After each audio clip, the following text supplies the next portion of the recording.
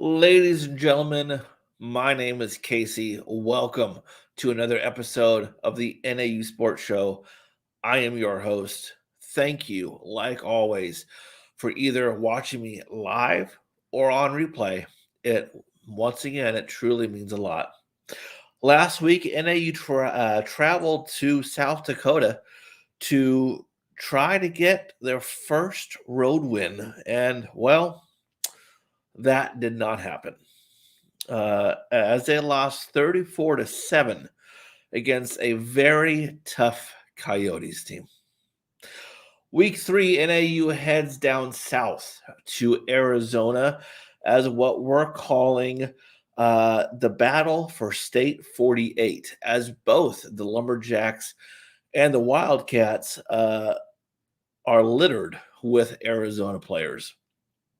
My guest this week is the head football analyst for ArizonaVarsity.com, recruiting analyst at the Devil's Digest, and a NAU alumni, and overall football know-it-all for at least Arizona, Mr. Cody Cameron. How are you, Cody? Good, man. It's Friday. We got a huge football game here in the state tonight, as well as the NAU U of A game tomorrow. And it's a great time of the year, man. Football season, football games almost every single day right now. And it's a good time. It is. It really is. Thank you so much for coming on with me. Let's kind of learn a little bit about you, shall we? Mm-hmm. You work with a lot of high school talent, right? I do. So as a recruiting analyst for Arizona Varsity, which is part of the Rivals Sports Network, Rivals does a lot of the star rankings throughout the whole classes. I get to see up front a lot of the Power 5, Division 1, D2, D3 talent in the state, do a lot of reports, watch a ton of film. And I've been doing that since about fall of 2018. I graduated at NAU in the spring of 2017, did some freelance work down here in Phoenix that following fall in 2017, as well as still doing some stuff with NAU TV up in Flagstaff. 2018 is when I really got that title and started really watching the state. But it's been really fun, man, seeing all the talent come from the Phoenix area and throughout the state, and then just playing at the next level. And as you know, being a college football fan, you turn on a game on Saturday and you'll see some Arizona talent on there. So that's been really cool to see. It really is, especially knowing that NAU has done their best to recruit Arizona hardly. Like 70 players on NAU is Arizona talent. And now we go to another school, the University of Arizona, that they have done their best to recruit nothing but Arizona talent. So it's going to be a very interesting game to watch, I think. Yeah. Now, Northern Arizona hasn't had the hottest start this year, but neither has University of Arizona. Wildcats are 0-2 after a BYU loss of 24-16 and a 36-14 thumping courtesy of San Diego State. In fact, Arizona has lost the last 14 games. What is going on within that organization? I think it's just tough. I mean, Coach Fish, brand new head coach, he comes into a program that their last game under Sumlin, they lost 70-7 to Arizona State. You know, put that score in your mind. Everything that possibly could go wrong in that football game went wrong for the Wildcats. So he comes into a program that had a ton of kids transfer out. You know, they didn't have a recruiting class set in stone. But what he was able to do in his short time with that recruiting cycle of the 2021 class was he utilized the transfer portal, which is massive right now. I mean, we haven't seen transfer portal numbers like this ever in NCAA history. And he was able to nab a bunch of in-state talent from Northwestern, getting Gunnar Maldonado and Drake Anderson and Malik Reed from Wisconsin. These are all three guys who played football at Chandler High School. They were all Chandler Wolves, and he was able to get some guys coming back. Jamari Joyner, who's from Cienega High School down in Vail, down in southern Arizona, and he's able to get a good crop back. Gunnar Cruz, quarterback from Washington State, also played at Castile High School. And so he was, you know, maybe he didn't land all of that talent, but he was able to get those guys back, Yeah, it's been a slow start, but I think they showed some promises in that BYU game. Gunner threw for over 330 yards in that football game. They were able to move the ball against a BYU team that just absolutely took it to the University of Utah. Yes, a pretty poor performance last week against San Diego State, but the Wildcats they're showing improvement in some areas where last year it just looks like they were bottom of the barrel. Yeah, I mean, both teams have a lot of work to do. Yep. Both teams for this game will be using freshman quarterbacks. Yep. Will Plummer for U of A. Plummer has been in both games this year for short amounts of times, made 1 touchdown and 118 yards completed. NAU will be using freshman redshirt Jeff Widener, two touchdowns, 476 yards completed.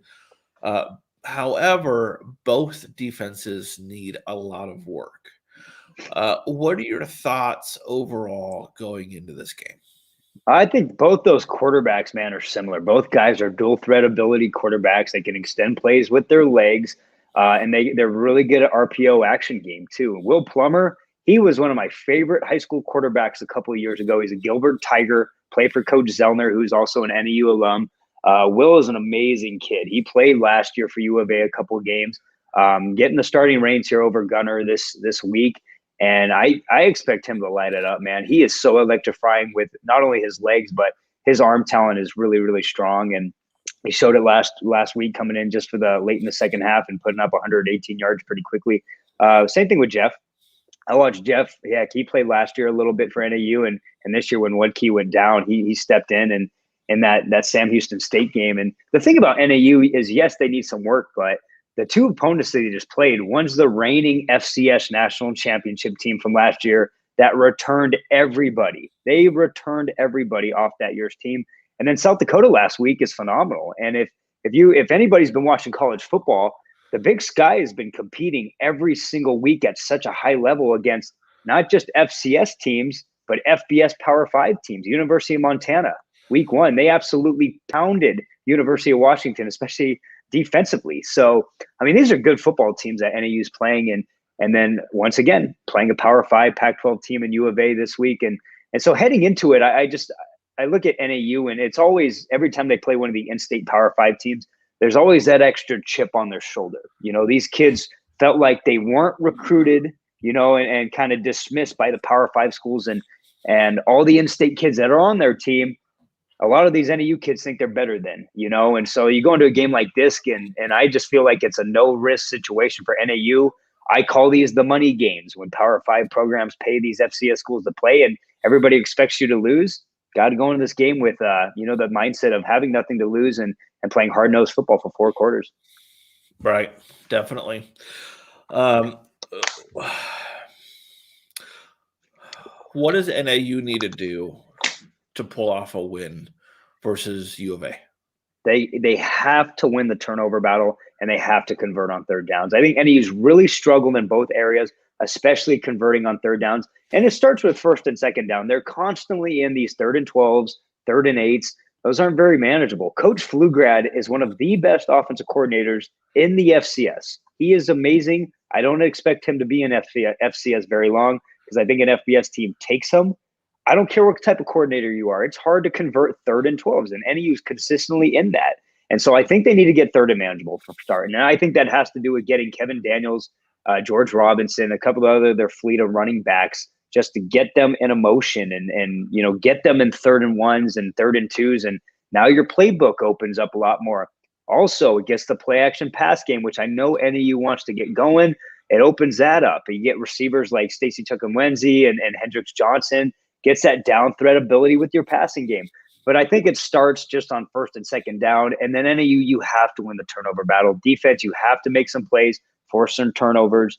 And those 2 keys right there, yes, they might be vanilla, but they're going to win you football games. Yeah, definitely.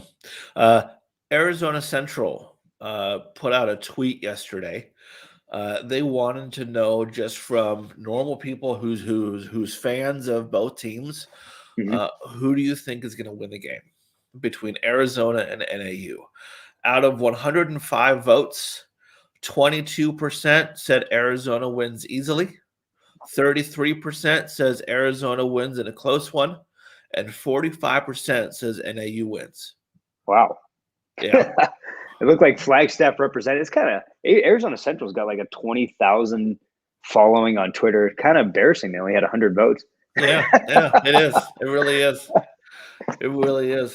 Hey, so since you work with a lot of high school recruits, Mhm. how's it looking for the next batch for NAU?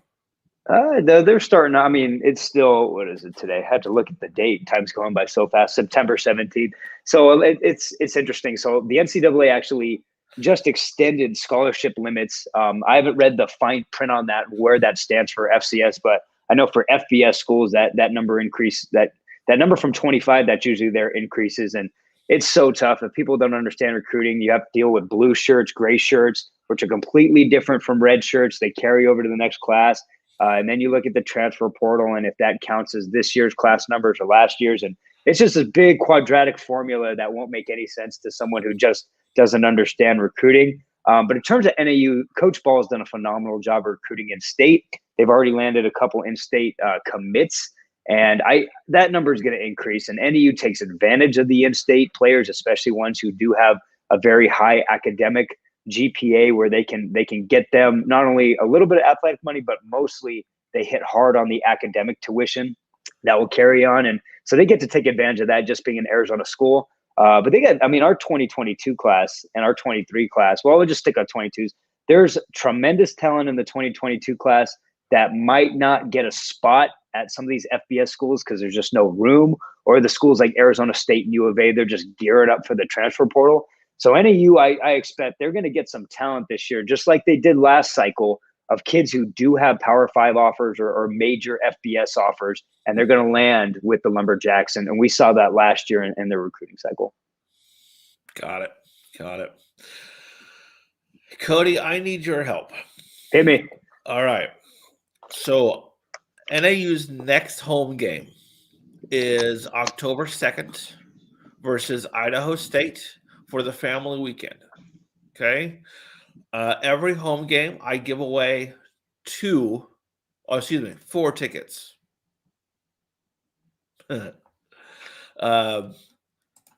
My brother decided to comment about pretty poor performance again regarding the Arizona Wildcats. Anywho, I have 4 tickets to give away for the Idaho State versus NAU game in Flagstaff, October 2nd. Okay. Yep. So what I have people do is I have them email me at naupodcast@gmail.com with their name and their phone number. What I want your help with is pick a number between 1 and 15. Gotcha. Right now? Right now. Or later? Okay, Right 1 now. through 15. I'm going number 4. Lucky number 4. Oh, that is my lucky number too. Okay, so the 4th person to email me at naupodcast@gmail.com with your name and phone number gets the tickets. Very nice. I like that. Make sure you put that on Twitter, because I will promote the heck out of that. Okay, will do. Will do. Well, Cody, before I let you go, is there anything else that you would like to talk about? I just am excited about, like you said earlier in the show, 70 plus former Arizona players. And a lot of these kids are true freshmen, redshirt freshmen, have only been in the program for such a short amount of time. Coach Ball said it. He reiterated this a couple weeks ago, and he said in his opening broadcast when he first got the job, he said, we want to build a fence around the state of Arizona, and we think we can compete nationally at a high level in the FCS with Arizona talent. I think the kids that he's landing are going to get him there, man. And I expect, especially in this class, if they can land like 2 or 3 of these kids that they're really, really after, I honestly think we'll see some Big Sky championships come home, have the banners float down the Sky Dome in years like 23, 24, 25. So NAU fans, just be patient. It's a really, really young team. These are really good kids, and they're really good football players. Just let everything play out. Exactly. Exactly. But I'll tell you what, we NAU fans can't wait to see another banner I know it's been a while. as I a know Big it's Sky been a while. champion.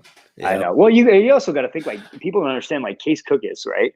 He had been the starting quarterback for game one for the Lumberjacks since 2015, since 2019. And the last spring season was the first time a quarterback not named Case Cookis started game one since the 2014 season. So it was a big turnover. Oh Just yeah. let's let things play out. Sounds good. Sounds good. All right. Hold on right there, okay? All right, sounds good. Well, guys, thank you so much for watching. Once again, if you want to reach me, I am on Twitter at NAU Podcast, on Facebook at the NAU Sports Show, or email me, naupodcast@gmail.com, with any kind of questions, answers, harassment, who knows. Anyway, I'm out. Always remember, never forget, root NAU. I'll talk to you very soon.